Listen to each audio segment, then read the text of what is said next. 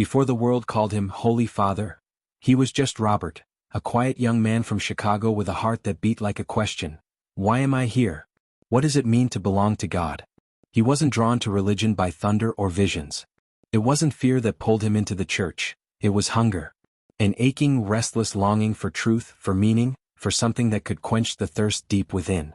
And then he found Augustine, a saint who knew the taste of the world's empty pleasures. A mind too vast to be satisfied with simple answers. A heart that cried out in the darkness, "Late have I loved you, O beauty ever ancient, ever new." Young Robert didn't just study Augustine, he recognized himself in him. The longing, the fire, the desperate, honest cry of a soul reaching for God. It wasn't ambition that led him to the Augustinian order. It was affinity, a sacred echo. In Augustine's life he saw his own. In Augustine's words he found a path. And in the Augustinian way of life, community, truth-seeking, interior prayer, he found a home for his soul. So, he gave his life to the same fire that had once consumed the heart of a brilliant sinner turned saint. From that quiet yes, would begin a journey that would one day reshape the church. Young Father Robert Prevost first arrived in Peru in 1985 during a time of crisis, the aftermath of devastating El Niño rains that had left thousands of people homeless. Assigned to Peru as an aide to the late Bishop John McNabb OSA, his official work was set aside for a time, Bishop Turley recalls. He was doing everything he could to help because it was an emergency. People's homes were knocked down. There was so much need, he got his hands dirty. Father Prevost would unfortunately have to deal with El Niño events, and the devastation that accompanied them, many times during his years in Peru. In his first years in Peru, when not working in Augustinian formation, which included raising the money for a new seminary and supervising its construction, Father Prevost served as the administrator of 2 parishes. Father Flaherty recalls Chilicanas, a large rural diocese in the north of Peru near Ecuador, as an area that is semi-arid, almost the desert, and through irrigation they have some agriculture, and then you go up into the foothills of the Andes and even beyond.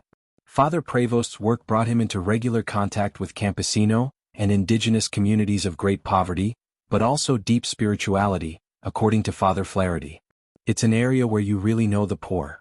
I think those were years that were formative in his pastoral style, and understanding of how we work with the poor, and his ability to be empathetic and listen, he says. I really admired the Augustinians. They had a model of pastoral ministry right after Vatican II, that really sought to build a church of the people, so leadership, training, incorporation, and a really good vision of the church. He suggests that the Augustinian charism will surely influence the style and focus of the new pope. Father Prevost served the Augustinian mission in Trujillo for 11 years, during a period of great disorder in Peru, when guerrillas of El Sendero Luminoso, the Shining Path, a Maoist revolutionary movement, terrorized big cities, and controlled entire territories in the Peruvian countryside. Walking on needles. The Shining Path was not as active in Trujillo, where Father Prevost served, as it was in other parts of Peru, Bishop Turley recalls, but certainly everyone was aware of its attacks, and the threat it represented. He certainly had to have the worries and the concerns because it was very dangerous, Bishop Turley says. We felt the presence of Sendero Luminoso throughout the country. In Chilicanas, Bishop Turley's parish church was damaged and vandalized by a Shining Path column, and the mayor's office was detonated by explosives. We had a little library, it was all destroyed. At the same time, Bishop Turley remembers military units occupying church properties and Peruvian soldiers, shockingly bereft of basic supplies themselves, raiding food supplies that had been set aside for the poor of the diocese, and stealing animals from subsistence farmers. It was a very tense time, he says. We tried to manage that as best as we could, and it was not easy.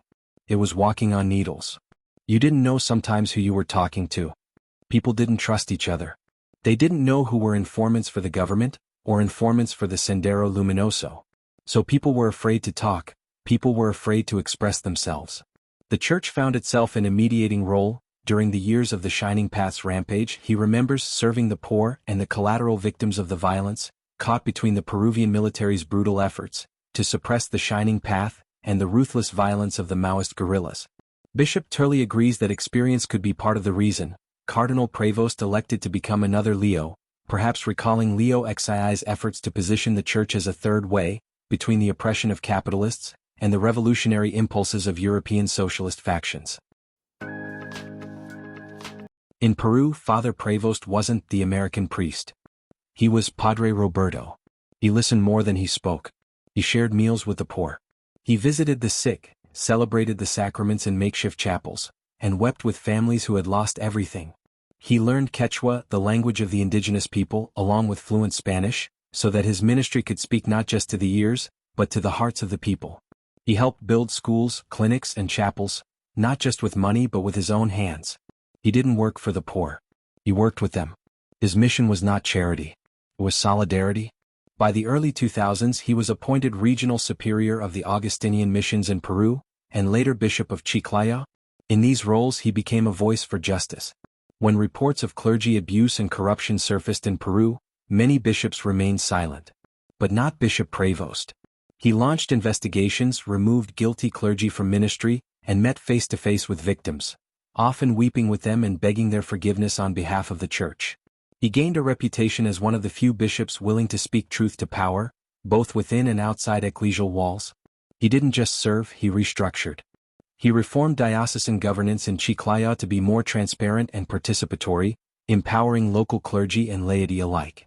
He instituted pastoral councils, opened Catholic formation centers for young people, and worked tirelessly to ensure that vocations were cultivated in healthy, spiritually sound environments.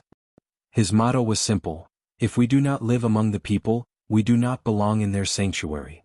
Even after he left Peru for his Vatican assignment in Rome, the fruits of his ministry remained. The parishes he built are still thriving. The young priests he mentored now lead rural dioceses. The poor he served still remember Padre Roberto, not as a foreigner but as one of their own. But in Peru he is known as the saintly missionary who waded through mud after torrential rains flooded the region, bringing help to needy people, and as the bishop who spearheaded the life-saving purchase of oxygen production plants during the COVID-19 pandemic. He worked so hard to find help that there was not only enough for one plant, but for 2 oxygen plants, said Janina Sisa, who met Prevost while she worked for the Church's Caritas nonprofit in Peru. He has no problem fixing a broken-down truck until it runs, she added. Pope Francis, history's first Latin American pope, clearly saw something in Prevost early on. He first sent him to Chiclayo in 2014, then brought him to the Vatican in 2023 as the powerful head of the office that vets bishop nominations, one of the most important jobs in the Catholic Church. Prevost, 69, had to overcome the taboo against an American pope, given the geopolitical power already wielded by the U.S. in the secular sphere. The Chicago native is also a Peruvian citizen and lived for years in Peru, first as a missionary and then as bishop. He evoked his broad missionary experience in his first public remarks as pope, speaking in Italian then switching to Spanish, and saying not a word in English as he addressed the crowd in St. Peter's Square. Together we must try to find out how to be a missionary church, a church that builds bridges, dialogues that's always open to receive, like on this piazza with open arms, to be able to receive everybody that needs our charity, our presence, dialogue and love, he said. Prevost was twice elected prior general or top leader of the Augustinians, the 13th century religious order founded by St. Augustine. After Francis sent him to Chiclayo, he acquired Peruvian citizenship in 2015, until Francis brought him to Rome in 2023, to assume the bishop's office and presidency of the Pontifical Commission for Latin America. In that job he would have kept in regular contact with the Catholic hierarchy, in the part of the world that counts, the most Catholic. Alexander Lamb, an Augustinian friar from Peru who knows the new pope, said he was beloved in Peru for his closeness to his people, especially poor people.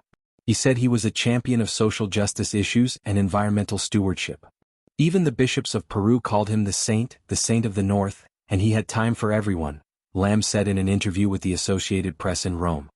He was the person who would find you along the way. He was this kind of bishop. He said that when Francis traveled to Peru in 2018, Prevost camped out, with his flock on the ground during the vigil. Roberto has that style, that closeness. Maybe they are not great institutional gestures, but are inhuman gestures. Ever since arriving in Rome, Prevost has kept a low public profile, but he is well known to the men who count. Significantly, he presided over one of the most revolutionary reforms Francis made, when he added 3 women to the voting bloc that decides which bishop nominations to forward to the Pope. In early 2025, Francis again showed his esteem by appointing Prevost to the most senior rank of cardinals. The selection of a U.S.-born pope could have profound impact on the future of the U.S. Catholic Church, which has been sharply divided between conservatives and progressives. Francis, with Prevost's help of the Bishop Vetting Office, had embarked on a 12-year project to rein in the traditionalist tendencies in the United States. Prevost's election is a deep sign of commitment to social issues.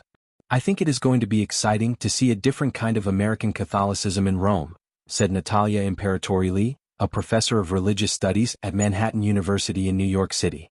The bells of the cathedral in Peru's capital of Lima tolled after Prevost's election was announced. People outside the church expressed their desire for a papal visit at one point. For us Peruvians, it is a source of pride that this is a pope who represents our country, said elementary school teacher Isabel Panes, who happened to be near the cathedral when the news was announced. We would like him to visit us here in Peru. The Reverend Fidel Purisaca Vigil, the communications director for Prevost's old diocese in Chiclayo, remembers the cardinal rising each day and having breakfast with his fellow priests, after saying his prayers. No matter how many problems he has, he maintains good humor and joy, Purisaca said in an email.